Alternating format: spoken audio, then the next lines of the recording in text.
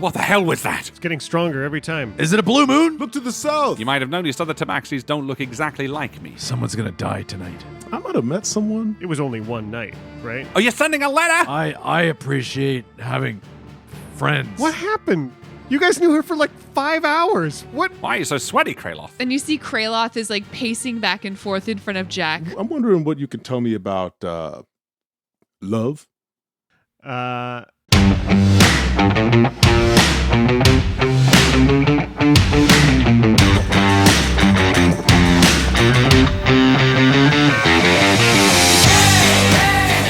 Welcome back to Dice Shame. This is episode 107, Heart to Heart. MVP this week is Nicole Lamana from Twitter, who is excited to share their thoughts on the wild animal intro. Can't imagine growing up with bears, cougars, and coyotes in your backyard. Thank you so much for listening. Halloween is just around the corner. Seance is an immersive audio experience for one, something you can do anywhere you have a chair and some headphones. Created by Mark Harris and our own Harlan Guthrie, it's been described as genuinely scary and fun, a perfect spooky season activity. Find Seance today on the Malevolent Podcast feed or by visiting malevolent.ca and find out what awaits you on the other side. And as a quick side note, thank you to everyone who voted for Malevolent in the Discover Pods Awards. Harlan took home second place in the audio drama category, an incredible achievement and something we are really proud of. Doggars. All right, shall we do this? Yeah, let's play some D&D.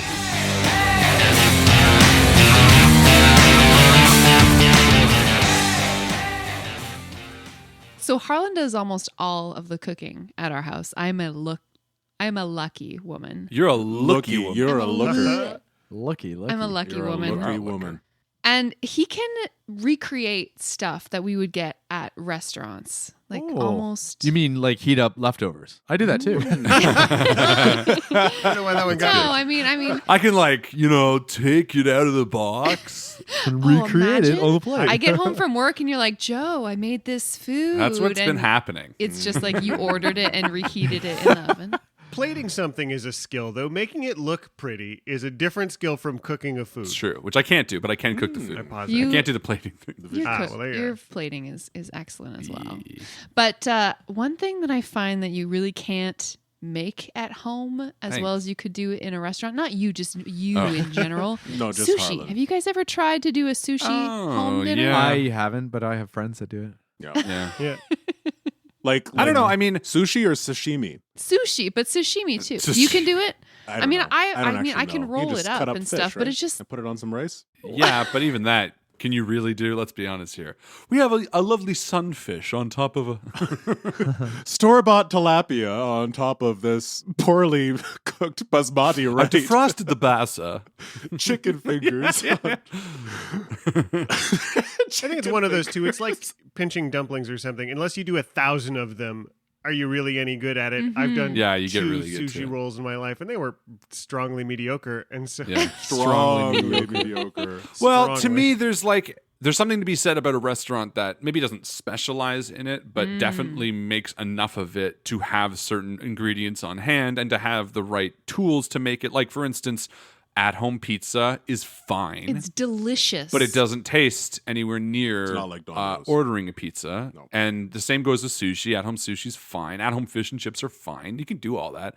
But you're never really going to be able to emulate a store or a place that only makes that thing and does it extremely well. Furthermore, I would argue that restaurants who have menus that are like Too full. way too varied Yeah. and too many items, I always kind of look at them with a little bit of side eye. If I were to get Harlan to recreate one kind of food from a restaurant, it would be the Popeyes spicy chicken sandwich. That shit Ooh. is crack and delicious. He knows the chicken sandwich too. Oh, man, Yeah? listen. Yeah. Yeah, there's a really good sandwich I enjoy from Kelsey's that I can recreate to a T. The issue is it just takes so much work, and that's part of the reason. Crispy you know what I chicken? mean? It's like deep to fried? make a crispy chicken sandwich, it's like, okay, cool, yeah, chicken, easy, but dredge it, deep fry it so it's crispy, make the sauce, make the ranch dressing, cut up the tomatoes, cut up the the lettuce and whatever other toppings you're having. For what? Two Well, sandwiches? that's what I mean. Like it's genuinely Forget just not about worth it. it. Yeah, it's too much work, which is why these things are so successful. Mm-hmm. Damn restaurants. Although Swiss LA's closing. What? Really? For sure? Yeah. In general? That's not The legal. conservatives couldn't turn it back around with their free Swiss chalet thing. Did you hear about that? No, what? When Aaron O'Toole was like, and for a limited time, if conservatives are in power, you can go to Swiss Chalet and get 25% Are off. you What fucking the kidding bullshit me? is this, He's like- trying to offer coupons for Swiss Chalet. It's really funny. The conservatives have nothing but buck beer and chicken. And it's like, hey, we're just getting drunk and eat some chicken, and we're going to try and just let us run a government. Leave us alone. Well, it's interesting because I saw that advertisement before the election, obviously, and I was like, well, that's stupid, but whatever. And then today, I just read that they're closing like 5 Swiss Chalet locations, and I was like, Swiss Chalet really went all in on They the were just O'Toole platform of holding please out. get people to come into our restaurant. I've only been to a Swiss Chalet once, actually. It's just wasn't a thing out west, and I don't know. I've just never been there. I've been a few times. It's fine. They're It's- okay. They are Yeah, it's definitely. Solidly in the medium quality. Yeah. It's as Rob would say, Strongly mediocre. yeah, That's strongly mediocre. Yeah. Nothing like some good takeout though. Yeah. Yeah, I might be ordering tonight, actually. Usually this is what happens on Friday night. Yeah, you get a Yeah. pizza. I get That's a what we do. pizza. I might order some Popeyes. We'll see. And then for some reason we end up seeing your feet. And we see You your feet a eat lot. pizza and then you get your feet out. That's the Justin Oh, no. guarantee. Uh-oh. This is the Feet Oh, up that's what or it feet is. out? This is He this gets is- sleepy. I get and he I came reclines. back. Oh yeah. Yeah. I need one of This is- those. Got a more laid back Kraloth somehow. I don't know what. You know what we need to do? We need to Kraloff needs to relax. once the Patreon. We'll just spend our Patreon money on a mansion, and then Okay. in Oh, there, yeah. Yes. we'll all live Uh-huh. there. It'll be like Big Brother, and we'll have Mhm. a room where we record Dice Shame, where we all have couches, Lounge chairs. or lounge Yep. chairs, where we could put our feet up, Yep. and just like a mic that comes to our face and a beer, and we all I like face. That's good for audio is lying Mhm. down. Yeah, It always really sounds keeps the good. energy up. Well, Kurt Cobain did it. It's true. Kurt Cobain did it? recorded his entire album on his back. He did.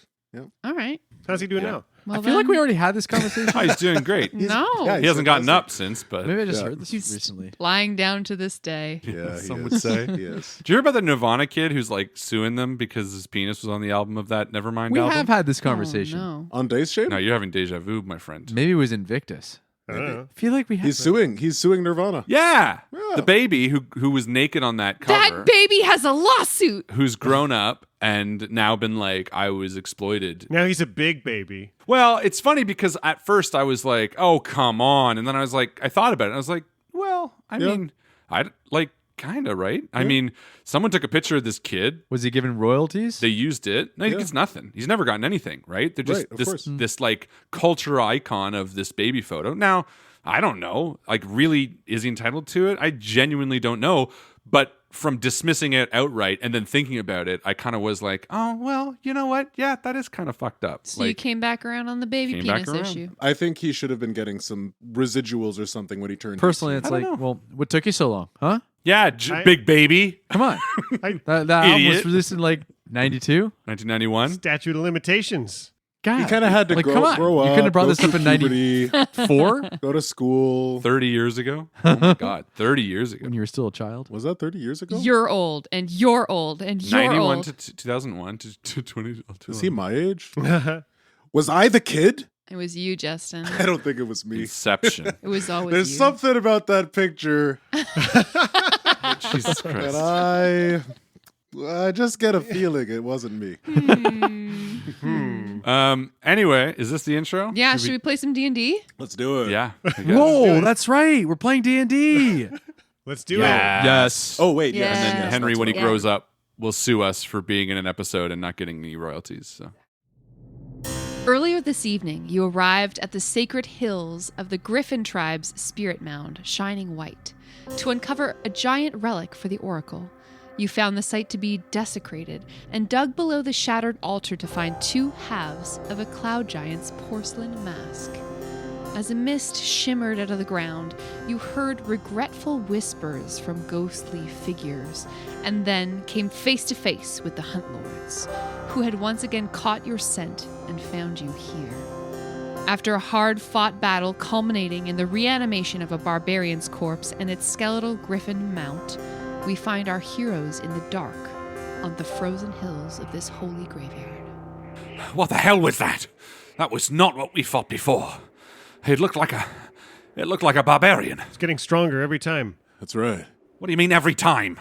Every time we kill the Hunt Lords, they find a new body and they take some of the power with them and get whatever powers their new body has. Who knows who was buried here? But never that quickly. It always had green eyes. That one had violet eyes. I felt like something different. We need to get the hell out of here. Yeah, we really do need to get out of here. We've got the mask. We got to get moving. Hold on. Do you see anything, Brett? I don't see anything. Not in this storm.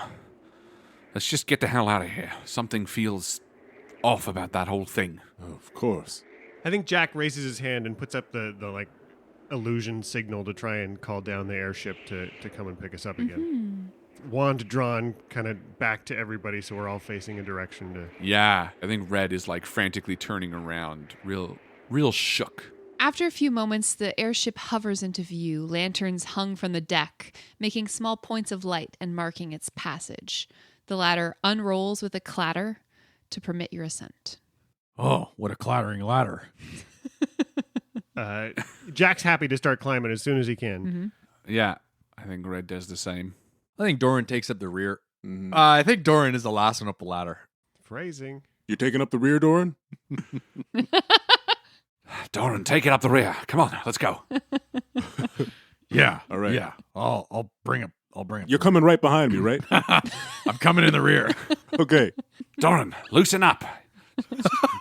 Kraloth's coming in your rear. Let's go. Before Kraloth jumps on the ladder, he turns back, and I think he catches eyes with Captain Tranieros, who's standing ominously behind, his presence urging him forward. And he turns back and stoically climbs the ladder.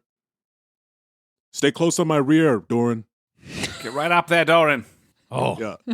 I'm following everybody quite closely. I don't want to be left here. And Doran begins to climb the ladder. I hope you can get up. It's It's been a long day. Don't be self-conscious if you can't get it up. Get up. Yeah. don't worry. I'm getting up. I'm stiff and cold. Yeah, I can tell you're climbing real stiff. Use your hands if you need to. Stupid. It's a good thing he wields Orc Splitter, right? Yeah. You can do anything. Kraloth gets to the top, just lights a cigarette. Oh, Why are you so sweaty, Kraloth? I have no comeback. So, Such heights. Ecstatic. That's good. so as you're all aboard, airship takes off and turns north again because your next stop will be the Great Worm Cavern. What's the name of the airship? Sylvester. What did you call it? I was going to say I Jessica. would... Jessica. Sylvester Jessica. The beautiful airship. no. It's got to have a noble name. Like, Queen Sylvester Jessica. yeah. I think Doran takes this opportunity, and as he gets to the top of the ladder, he sees that there's another ladder going up the side of the balloon to a crow's nest that sits atop of the balloon. And he's going to climb up and take that spot for the next little while. Sure. I mean, it's dark out, but you can absolutely do some stargazing from up there if you like. Yeah, that's what he does. Yeah. I feel like Red watches Doran climb up and then looks towards Jack and Kraloth, and he's like, I'll go make sure he doesn't fall. And Red follows him. It's like an infant. Just hold the railing, bud. Hold the railing. It's fine. And Kraloth walks over to the edge of the ship and leans over and just looks out over the very dim horizon, leaning out, the wind whipping through his scalp. So you don't have.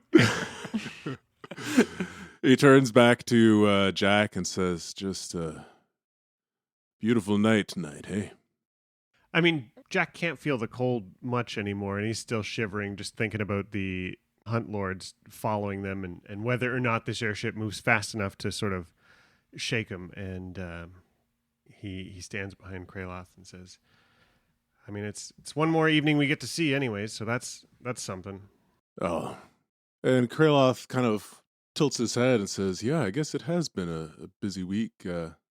Truth be told, this is all I've ever known in life. monsters rising up from graves, having to vanquish them, moving on, killing more monsters. I guess this is a lot newer for you than it is for me, eh? I mean, parts of it are remarkably familiar. You know, how fun was it to get to spend a little bit of today in a dig site, finding artifacts from long lost civilizations, almost trying to put together the pieces, what it all means. Is it this mask is really important to the Griffin tribe, but also it was originally a giant artifact. Who's got the bigger claim to it? Yeah, let alone It isn't doing much good under the ground. Yeah, fair. Doran and Red, you guys have climbed to the top of this balloon and are sitting in a crow's nest. It's remarkably stable up here for how precarious it would seem to be perched atop a balloon. Mm-hmm. I still feel like when Doran leans over, Red just grabs his belt. Just like he's a toddler. Okay, not too far. Oh, not to worry. And then that's when you notice that Doran tugs the rope that he's tied to his own belt. That's attached to an anchor point on the top of the crow's nest. Clever. And Red does the same. He sort of grabs a rope and ties it to the back of his belt. He's like, that reminds me of the time I had a tail. You used to have a tail? Yeah. Oh, interesting. Well, don't you find it affects your balance without having a tail? It was removed when I was so young that I managed to... it was a tough time, Doran. It was taken when I was very young. Who would take your tail? Well, it's a long story. Well, we don't have to talk about it. That's okay. Cool. Look at the night air. Yeah, look at it. In between the clouds, you can see the stars. Say, speaking of things we don't need to talk about, are you going to tell them about, Your tail? No, Doran. The thing you told me. Oh. When Captain Chaos Hammer confronted you. Doran's face kind of goes a little bit shocked. Maybe you don't see it because it's dark, but Doran kind of continues to stare up at the night sky. Chaos Hammer? Oh, what? Oh, not well. All in good time, my friend. But, I really did want to know about your tail. I was only trying to be kind. I mean, I'm sure we could have long conversations about our pasts here if we really wanted to. Well, I mean, I wasn't supposed to be born to who I was born to. Oh. I wasn't proper, in a way. You might have noticed other tabaxis don't look exactly like me. Yeah, I have noticed that actually a little bit, but yeah, just figured it was maybe the region of the place you were from. No, it wasn't. I'm what you call a bit of a, runt would be a kind way to put it, but unwanted is what I was heard a lot of when I was younger. Oh. I grew up in a place that made me feel very wrong to be alive. And part of this, and he gestures to his ears and then vaguely to his tail, was a way of, I guess, them making me fit in. I'm sorry to hear about that, and as you know, I mean, we all have things in our past that we're ashamed of, I think we should do our best to let others in on maybe our feelings and what we're thinking. It would certainly strengthen our relationship with, especially, Kraloth and Jack down there.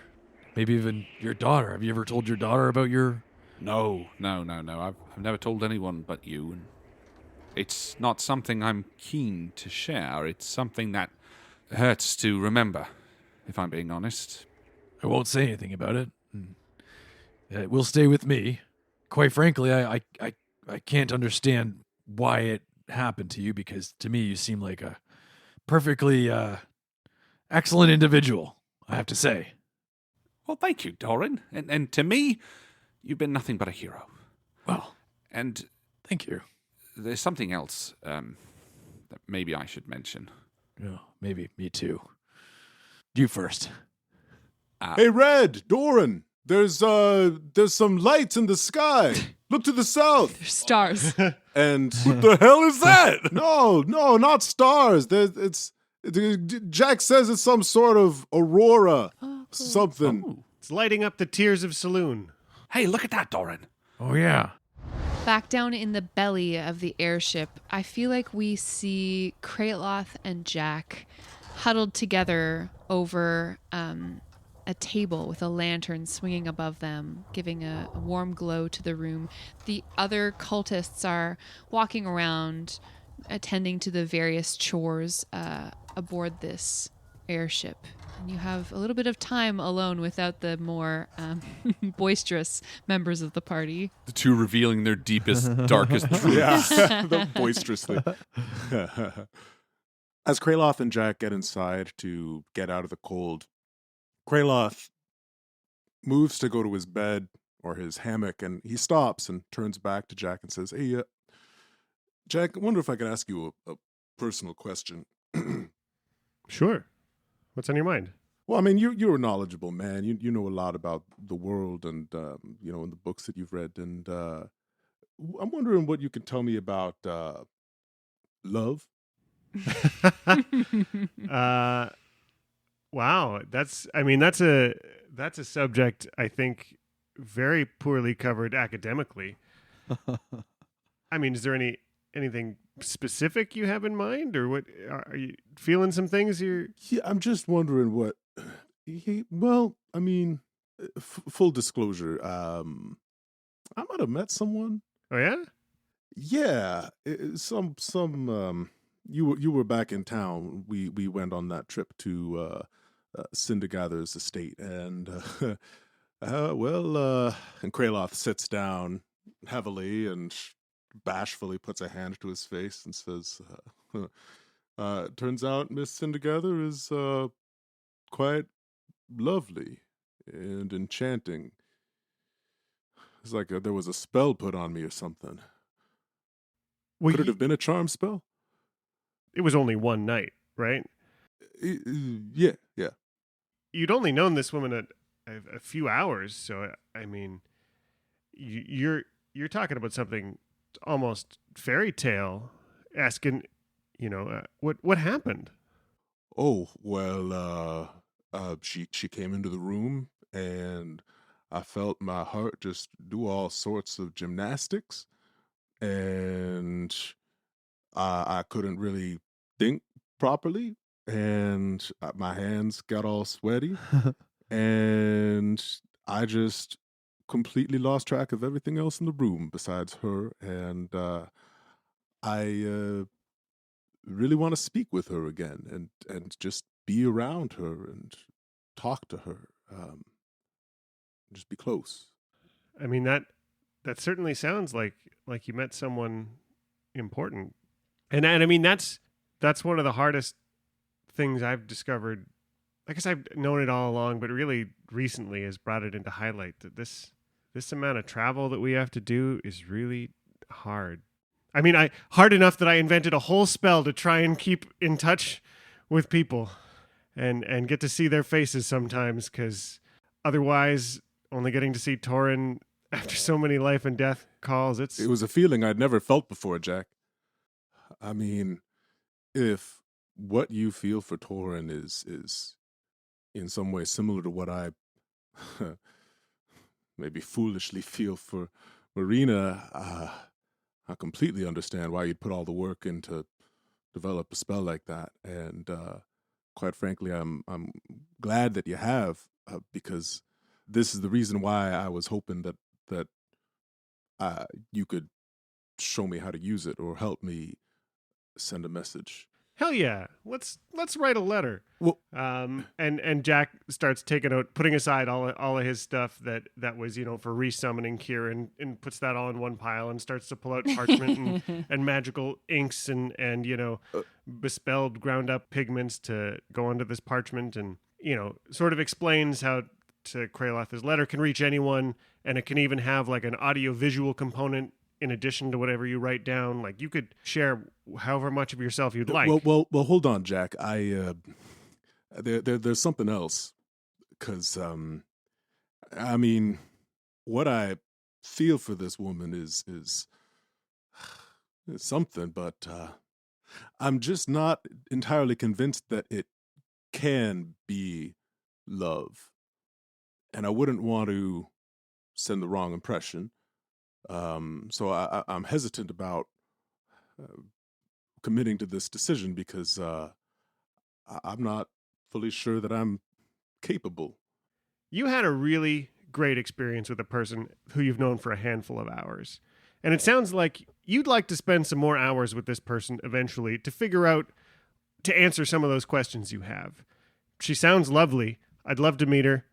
You know, you don't need to look at this like sending her a letter says anything more than, hey, you're nice and we should be friends. Right? This doesn't, you're not committing to anything. You're just saying, a couple of days ago, that was a great reprieve from a life of horror and adventure on the road. And if we could find another space and time where we could occupy the same space and time, that would be nice. Oh, that's good, Jack. Write that down. Write that down. I really like that. And Kraloth shakes his head, and whatever was bothering him seems to have been mollified for now, and says, okay, well, yeah, how do we get started? Should I just tell you what I want to say to her? Yeah, tell me what you'd like to have happen, and you'll get to see it all before it gets sent, so we can make any changes you like. All right. And Kraloth begins to orate. Lady Marina Cindergather, it has been not very long since our last correspondence, when I met you and slew those demons with my friends.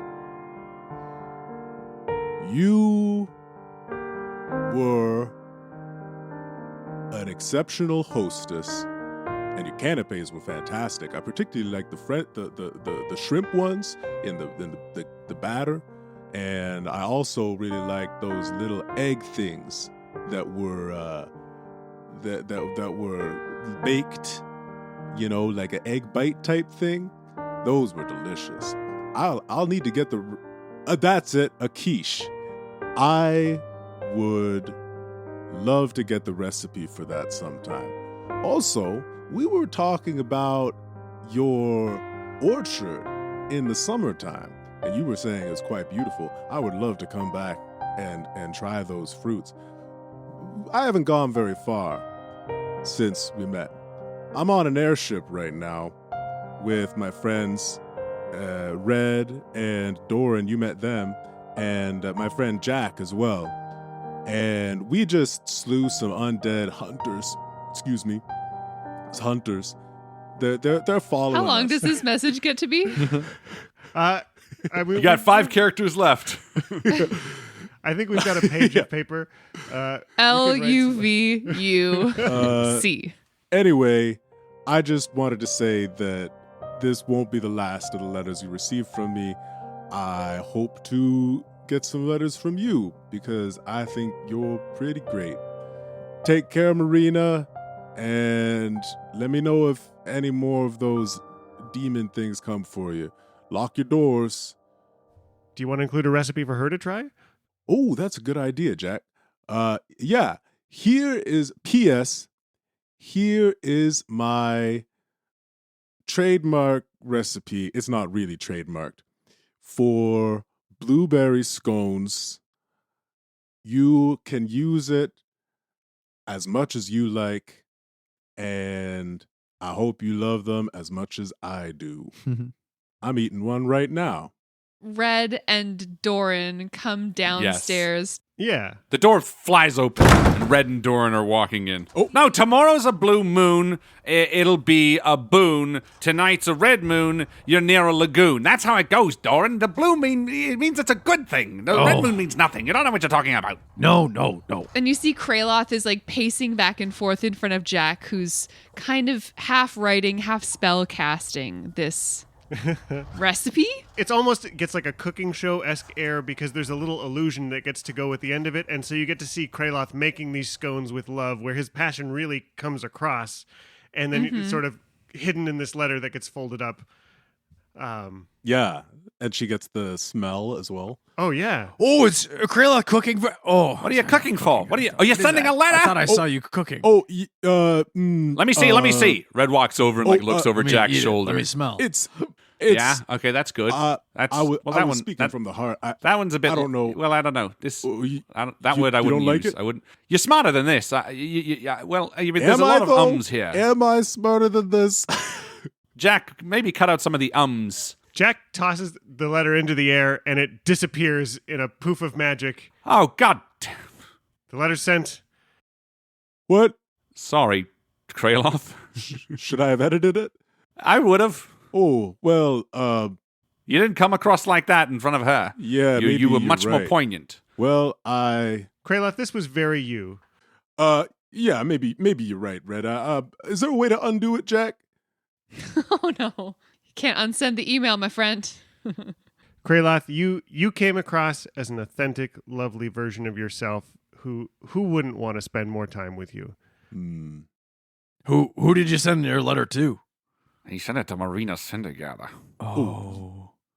Oh, Mariana. well, we don't have to What? talk about this Poor anymore. Mariana. No, it's good. I think you should definitely reach out to her. I'm really happy for you, Kraloth. I sincerely hope you the very best. And he walks up and shakes your hand a little too long. I don't. What? I don't know. What happened? You guys knew her for like 5 hours. What? I don't Oh, know. shit went down, Jack. Shit went down. Anyway, as long as you didn't mention scones, she hated blueberries, remember? I think it'll be fine. What's the worst that could happen? Doran's still shaking Kraloth's hand. Nothing went down. It doesn't necessarily mean anything, Doran. It just so happens that I really enjoyed spending time with her, and Oh, of course. maybe this will mean that we're friends. Oh, of course. I don't know what's gonna happen next, but I thought that maybe sending course. her a nice letter about how we slew those mean demons Of course. would be well received. Of course. Yeah. Are you all right, Doran? Of course. Hey, Doran's fine. Don't worry about it. Doran, you're fine, right? Of course. See? He's fine. Of He's good. course. Hey, settle a debate for us. Of course. It's tonight's a blue moon, tomorrow's a boon, tonight's a red moon, you're near a lagoon. Am I right or am I wrong? Tonight's Oh, a blue moon, tomorrow's a boon. I don't think if you check the almanacs that there's a lot of evidence to back Tomorrow's much of that red up. moon. I think the moon is a little bit blue Tonight's tonight because we're coming up on the blue solstice to lagoon. the 20th, and so you're starting to see the shorter or the longer nights and the shorter So tomorrow's days. a boon. See, Jack gets it. Tomorrow's- Kraloth, right? Huh? Tonight's blue moon is tomorrow's red lagoon. Is it a blue moon? It's the same difference. Someone's going to die tonight. What? I'm gonna summon Kieran. Night turns into day, and you are once more cruising over the tops of the Lurkwood forest. You know, it's quite nice, Doran says, turning over in his bed in the morning. Fluffy sheets pushed up against his face. Oh no, you've got a hammock. Red lying on the floor right below you. What's that, Doran? Doran turns over and says, You know, it is awfully nice being able to catch up on a little bit of sleep on this long airship. It's comfortable, it's cozy, it creaks, it's pretty cool. It's got Kraloth. Hey. Yeah, Kraloth's cool. You know, here we are, Everything and you need. you know, I think we needed this, a little bit of rest in between. You know, Feeling appreciative, Doran? I am very much so. Yeah, yeah. Yeah, me too. Let's all go around and say one thing we appreciate. I appreciate shale. Come here.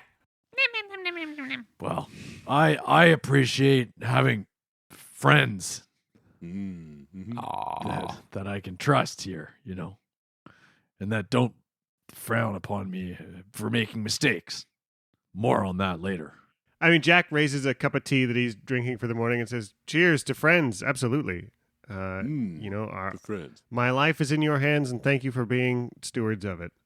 These hands? Red says, looking at his paws. Oh. I'm grateful for airships in general.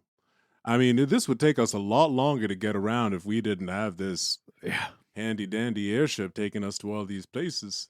You make a great point, Kraloth. It's nice. It's weird, though, right? Yeah, the dragon cultists who run it and the dragon who's like, yeah, don't worry about it. Just use my airship. It's fine. I don't. Yeah, it's a bit weird. Like, I feel pretty nervous about that. I can't put those bits out of my head. Yeah, plus it looks kind of dorky. I think Red puts Shale in his little like baby pen and walks over to the table to sit next to Jack and like pulls out his plate and fork. Obviously, everyone has their own mess kit. I think Red just like wipes the bacon grease from last night off onto his shirt and puts it down and like scoops some porridge on it. And he's like, I get the same feeling. It's a little bit weird. I feel like we're being like kept, you know? Yeah. Taken care of. Yeah. Hey, can I get some more bacon over here? We ate it yesterday, Doran. Oh, sorry. There's- Who are you yelling at? Are they cooking for us on this Yeah, ship, it's true. or do we We're- cook our own food? No, I think we're. I feel like it's us in our own little galley, like our yeah. own little. I mean, I think it's a shared kitchen. I just don't think they care about us. They're taking care of steering the ship where you ask them to steer it to, and not much else. So Doran yells off to nobody, Kraloth hands you some pork. And jerky. also, Damien is on watching Shale duty. Yeah. and it's actually been Kraloth Damien. cooking for us the whole time. Yeah. and I'm thinking Yeah, it's like yeah. servants that work for the ship. And I fed the last piece of bacon to Kieran, and I feel real bad about it. Aw. We all- Where are those people that have been making our food this entire time? It's been Kraloth yet. Get out of bed, Doran. We're all up. Oh, Look, we should talk about our next steps, though. We learned a lot about what's going on from the Oracle, and obviously we're planning on now going to these burial sites and collecting the items and bringing them back to the Oracle. But, there's been some heavy revelations. It's taken me a while to let them sink in, but the doom of the desert has been one that's floating around my mind. That was a dragon. And I took a look at this, and Red pulls out Chasloth's book. I was wondering when you guys were going to bring that up again. Yeah, and he flips to an earmarked page and just whips it open. I've read this a few times now, but listen to this. It says, Imrith is an ancient blue dragon that's known to dwell in the Amarok Desert. I think this is the one that the Oracle was referring to when they said that they were manipulating the court. He's the one behind it all. It was the queen who disappeared first, and then the king, and now their daughters are in charge. So do we think he's behind the disappearance, or he's behind the daughter's dissolution of whatever's going on? I don't know, but we know that this, and I pull out the conch, we know that this brings us to the court, to the Storm Kings. Mm-hmm. And we know that Imrath is manipulating the court, so we can logically assume that it is the Storm King's court that he is obviously manipulating, and being that the king and the queen are gone and the daughters are in charge, it might stand to reason that they're the ones being manipulated, since the Oracle didn't say that they were manipulated, but they are being manipulated. These 3 daughters might be the crux of it. Don't eat soup out of the conch. And I take it back. we're also trying to find 3 more of these conches, right? Right. Yes, and we'll get them once we return these artifacts, like the one that I have here. How many more artifacts are we looking for? Because we found this giant's mask. Well, we're looking for 3 more. Right, so we need 4 conchs and 4 artifacts. Now, we also know that Chezaran and Anaxasta are also rude twin blue dragons that live in the desert as well. Whether they have anything to do with Imrith, a blue dragon who lives in the desert, we don't know. However, we do know that Imrith is an ancient dragon, which could mean that he's the one pulling the strings, at least between the dragons. You know, they could be working for him. I don't know how the loyalties of blue dragons shake out. Why do you think he's doing this? Or she? What is their motivations for stirring up things with the giants? Is there some sort of play here? Well, we know that the war between the dragons and giant kind has been long-standing. Obviously, at the very least, there's an element of upheaval within the giants. They're killing each other. We see characters like Harshnag destroying his own kind, and having them all sort of focus inwardly and combat against each other must be beneficial to the dragons. Yeah, and what better way than to infiltrate the king's court and start speaking and manipulating those in charge, seeing as how the king is not there. Then, you know, what better way to defeat your enemy than from the inside? It's an age-old strategy. But what's the next move? So the dragon has been successful in creating this upheaval, like you say. Mm-hmm. What do you think the dragon's going to do next, now that stage 1 of their plan is in place? Well, we know that the conches bring us to the king's court. And we know that our path, as those who are part of the reordering, is to go there. So we must eventually be seeking an audience with... The dragon. No, with the Storm King. Or the dragon. You got halfway there. With the Storm Kings. We know Klauth, this big red dragon, is helping us out with this ship, meaning at face value at least doesn't want our kind of trouble in their territory any longer. And we know Clagiliamatar, old Gnawbone, this green dragon oracle, was helping us out. Is the strife among the giants some sort of proxy war among dragons? Like, are we just pieces on a great chessboard for them? Yeah. Like, are we the pawns? Or the knights? Well, you mean are the giants the pawns to the dragons? Well, yeah, and are we in just another piece in that game between them? We're like smaller pawns, like tiny little pawns that ride on the shoulders of the other pawns. Maybe. You think maybe these dragons have, stake in what giant lands on top? I don't know. I don't think there's any reason to assume these dragons are all friends and on the same side. Yeah, no, I hear what you're saying, Jack. That's a great point. I think having there be chaos between all these giants puts a lot of problems in other dragons' territory. Maybe there aren't a lot of giants in the Anrok Desert. And so the doom of the desert doesn't care, not going to be worried, but it puts a lot of strife elsewhere. But to what end? I think Kraloth asked that question, and I don't know that we have the answer yet. If these dragons are all sort of in it for their own, if we assume that Imrith is acting on his own accord, then what does the red dragon Klauth stand to gain by aiding us, And what do the other dragons, There's obvious a play here because the red dragon could easily just sit out. This airship is awfully comfortable, but it feels like we're floating on the tongue of a big red dragon could swallow us up in one moment. I don't like it.